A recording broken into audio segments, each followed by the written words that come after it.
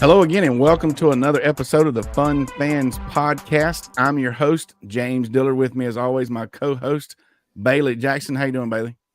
Good, James. Glad to be here. Awesome. I'm still waiting on the preview. There we go. I'm telling you. I don't know if Instagram's worth it. If you're watching on Instagram, you're quite welcome. Messing up my music and everything. Anyway, we have a great show with you tonight as we're going to introduce our guest here in just a second. We appreciate you joining us on a wonderful Wednesday evening. But first, the Fun Fans are a proud part of the Fanboys Fangirls Sports Podcasting Network. If you're a true sports fan, the Fanboys Fangirls is perfect for you. Find various nationwide podcasts and other sports media at thefanboys.com and all forms of social media. The Fun Fans Podcast is the official podcast for Clemson fans. And we'd also like to thank Reuben's Food, Sports, Spirits, and Catering, the best wings around with 2 locations in the upstate, 1083 Batesville Road in Greer, 11028 Anderson Road in Piedmont. You can find them at RubensC.com. Reuben's is simply a great place to eat for all sports fans, especially Tiger Good fans. Stuff. Man, it's good stuff. Hey, all right, so tonight we got one of my friends with me. You got 3 high school guys on here. We could probably sit here and do, high school podcasts. We had to cut ourselves off to start the show a minute ago, but that might stir up too much controversy. So we're going to stick with fun stuff instead of talking about high school league stuff tonight. But this guy's a former co-worker. He's been part of multiple state football championships here in the beautiful state of South Carolina. And he is currently the head football coach at one of the largest and most traditioned football programs in the state of South Carolina, Spartanburg High School. But he's with us tonight because he was actually in attendance at last Sunday's NFC Championship game between San Francisco and Detroit. So let's chat with Coach Mark Hodge. How you doing this evening, Coach? Hey, man, I'm blessed. I appreciate you guys having me.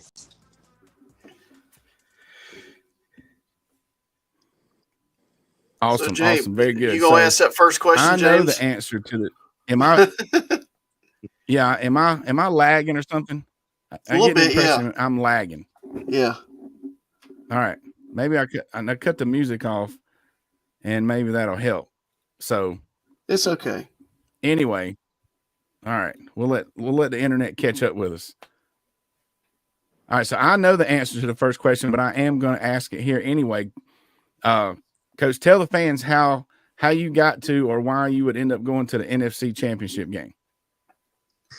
Well, one of San Francisco's players actually played for me, and he and I stayed real close. And I was trying to come up with some funny way that I won a lottery or something, but I guess a lot of coach one of the best players in the league in high school, and Debo and I have been close ever since I got there, and we continue to go support him when we can. And I've been to, I think, 3 or 4 playoff games, and so we were able to, or myself was actually able to go to this one.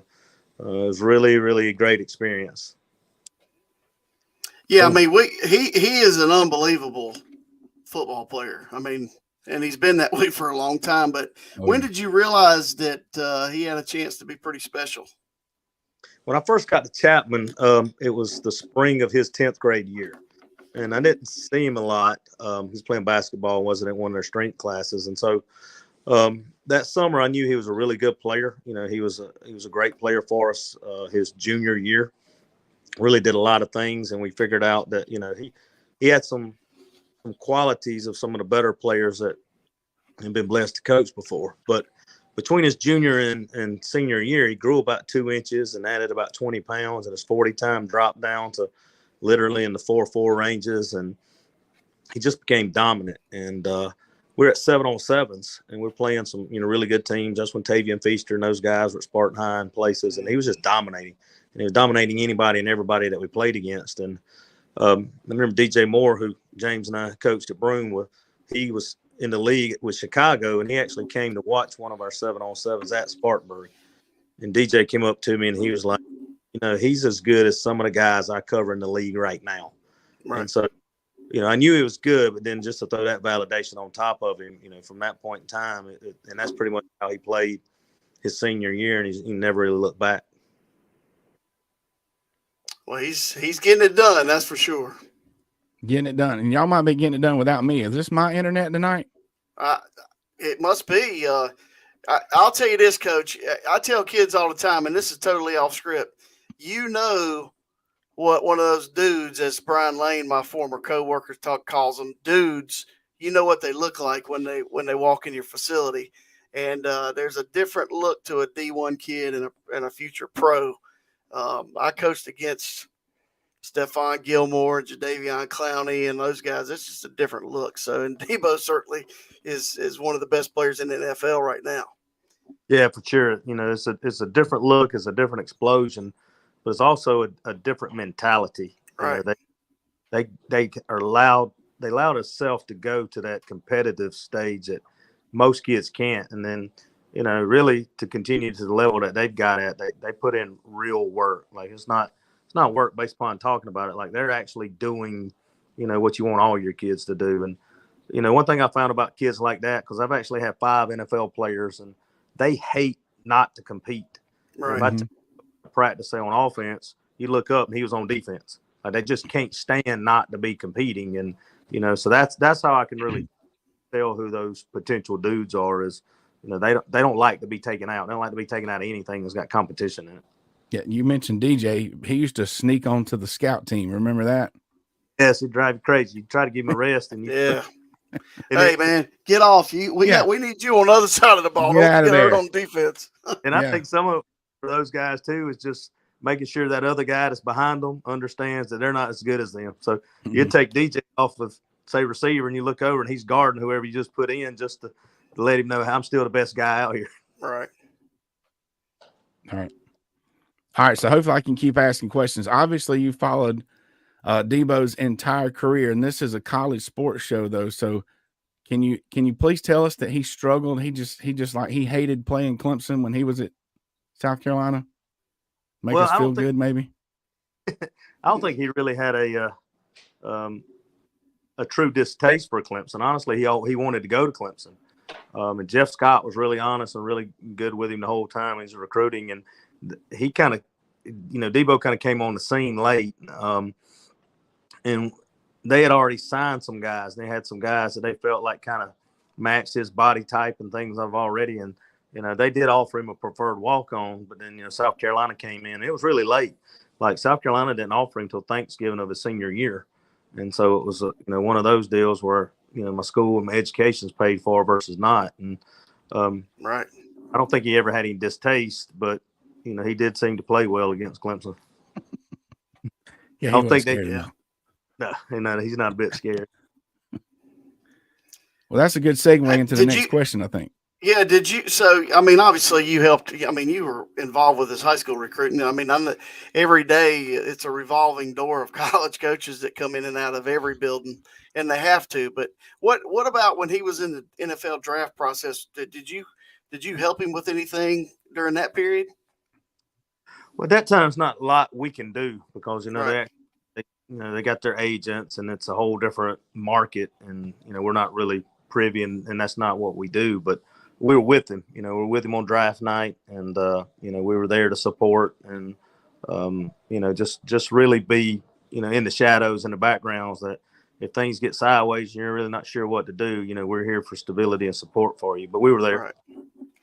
Right. Good deal. James, you still with us? Yeah, I'm still here. I'm gonna double up my internet or something. Maybe we'll see what happens. Need to put some new D batteries in that mic. I guess that's what's going on. I don't know what's.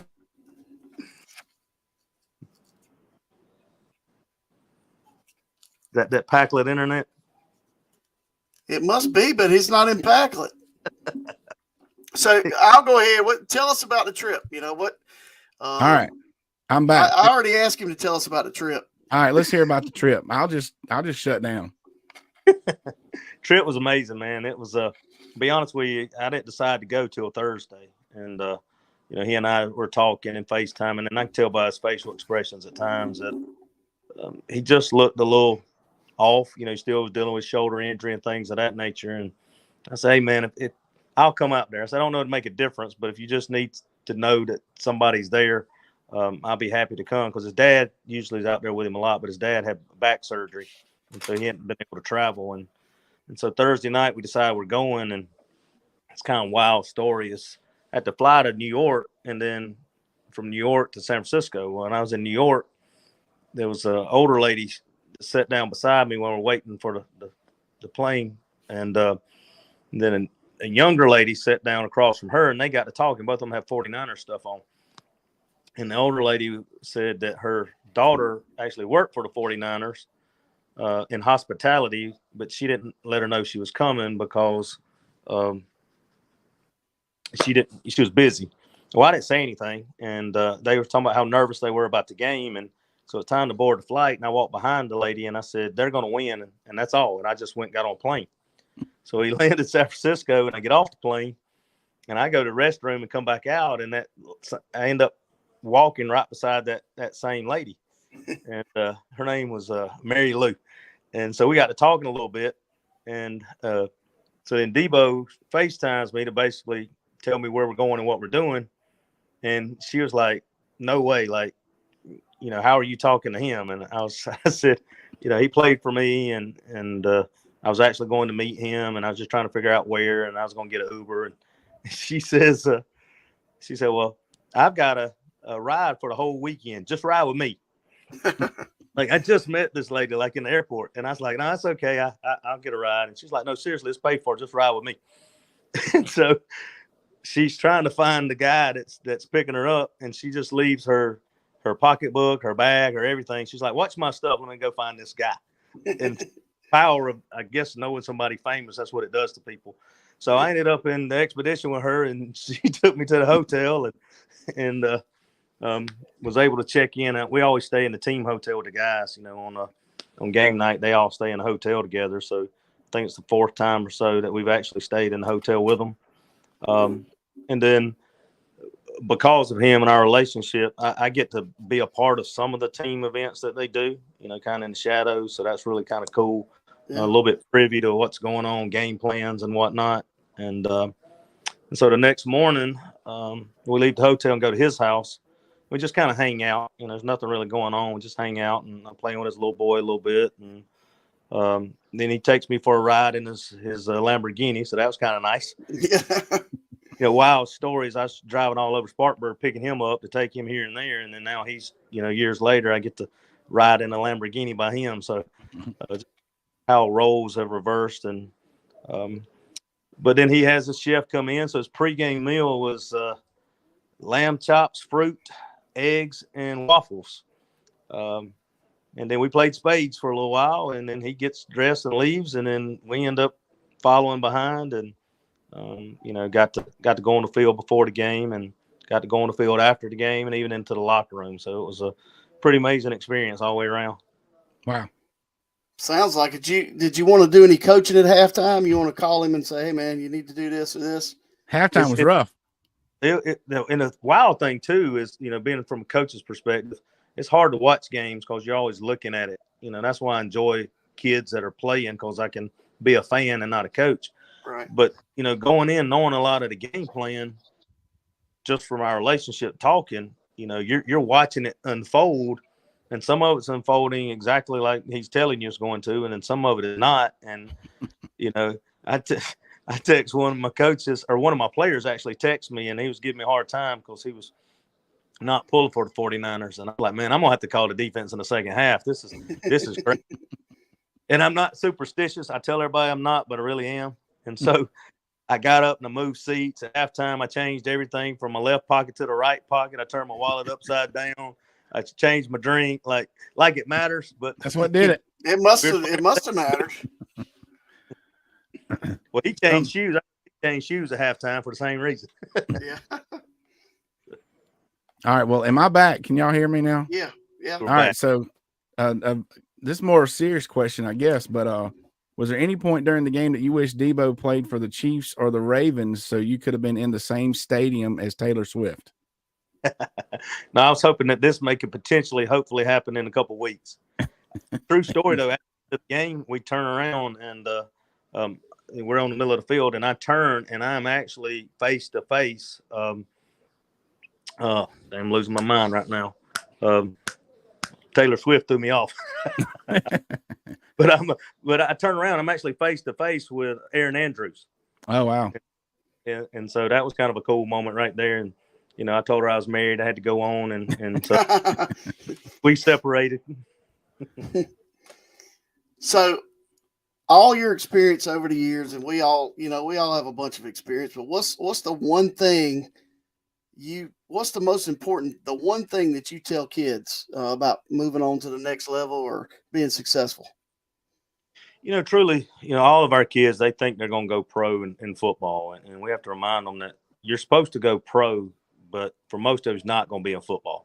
Right. And so we say that, God's really gifted you with something in your heart that you're passionate about. And let's go try to prepare ourselves to do a career, and whatever that happens to be. We try to really make our kids understand that does still require work. I think a lot of times we lie to kids and say, or people, that, if you can find a career and something that you're passionate about and love, you never work a day in your life. And, that's a lie. Like, we tell them you have to work, you have to work as a husband, as a father, as whatever it is, but go find those things that you're passionate about and work hard at them, and you'll be successful. And, so that's a lot of, I've got a signed jersey of his in my office, and, they come in and ask, got, DJ's picture in my office and a couple others. That's one thing we try to remind them is, look, they're on the wall because they put in the work and they did the things it's supposed to be. But, I showed the kids like a picture of his house, and, they're kind of oohing and ahhing. And I was like, there's 1,000 of these houses in Spartanburg, and none of these guys got these houses are professional football players. They're just in some other area. So, let's work, let's prepare ourselves, enjoy what we enjoy, but, let's just be honest about it and do what needs to be done to become who we need to become. That's right. Good stuff. That's right. And hey, we weren't able, with all the technical difficulties, just able to get around. We do have one picture of Coach Hodge at the game. Oh, that's him. Yep. That was last week, James. That can't be him. I told Taylor to quit. But now, if you get back to the Super Bowl, I could see you're gonna hook up with this Kelsey guy, and we could have a lot of fun. The deep packlet would have. Maybe y'all have we could have a contest. Everybody's froze up. I'm not. We hear you. No, okay. Okay. Very good. All right, Coach. Well, I appreciate. I think he's trying to tell you we appreciate you being on here because he's going out on us. Over here at the Fun Fans Podcast. And I definitely tell your family we said hello as well. You do the same, man. It's good seeing you guys. Yep. Thank you, Coach. Absolutely. Appreciate it. All right. All right. I don't know what's going on. If it goes well from there on out, we'll blame it on Hodge. Yeah, maybe so. So we'll see. But hey, that's pretty cool. Remind me of the story we had Coach Owens and his family on here when they went to the whatever other game that they went to. Oh, they went to the national championship game. Yeah, that and they were bumping into famous people and stuff. Yeah, that game. So anyway, what else are we going to talk about tonight, Bailey? I give a little quick basketball update. The Tigers beat Louisville last night. Got a little stagnant in the second half. Did not shoot the ball well, but I'm going to tell you this, James. Wins are wins. And I must have made an impression on someone on Twitter or X or whatever it's called now, because someone tweeted, "Hardly a master class by Brownell." So, I disagree. I mean, we put way too much emphasis on coaching. When you shoot 24%, coach don't have anything to do with that. Like, It's just, or silly turnovers that they have at the end of the game. Man, it's really not coach doing that. Right. If they were, I mean, it's just, I got, like I said, got an argument the other night with a guy. And then our guy, Blackman Huckabee, who sang the national anthem at Military Appreciation Day at Clemson, he was invited to go down to an Orlando Magic game. I don't know the exact date, but I think it was a week or two ago, and sing the national anthem. He's quickly becoming a national anthem superstar. Well, I was going to say I had to stop the ticker so everyone can see. If you're just listening to audio, you're missing out. But down at the bottom, it says Blackman Huckabee, anthem singer. Yes. So, yeah, he has a new identity. No, he's still Blackman. He's just a really good national anthem singer. Said national anthem singer, Clemson. He's a really good singer, actually, and great person. So there you go. Right, and former podcast guest. Absolutely. So and Blue Eagle. There you go. That's awesome. Yeah. All right. What else is awesome? Wrapping it up here. February 24th. Clemson hockey game. I'm gonna build this thing. It better be good. It's gonna be good. Can you imagine banging on the glass at Clemson versus Soccer? I can't. It's gonna be awesome. Make I sure used that's to argue with a roommate I had at Clemson about hockey being one of the major sports in America, and I said there are 3 major sports. Bob, that was his name. Bob. He goes, no, there's 4. Hockey's one of them Because he was from New Jersey. Anyway, hey, we're gonna have big time. Big time. We're also working on a big time Super Bowl special coming up, so that'll be 2 more Sundays from now. And if there's one thing it takes to win a Super Bowl, it's energy. He didn't have any W in his pregame meal. maybe the Niners had some W at halftime versus Detroit. They had some somethings. Yep. Go to w.gg and enter promo code FUNFANS for 10% off your Jitterless energy drink. You can scan this QR code if it's popping up. I'm no trust in my technology this evening, but you know what? Even through all that, I am extremely thankful for everyone that checked us out each and every week, each and every Wednesday and Sunday. We appreciate Coach Mark Hodge, one of the best guys I know, one of the best coaches I've ever met, being on the show with us this evening. Don't forget to click subscribe on the Fun Fans Podcast YouTube channel, as well as your favorite podcast platform. And please follow us on social media and share our shows on behalf of the Fun Fans Podcast, J Thriller Entertainment, the Fanboys Fangirls Podcast Network, and Bailey Jackson. Hey, thanks for listening, everybody. Go Tigers. Tigers got Virginia coming to town. Virginia's this weekend. Virginia's good. But anyway, play hard, boys.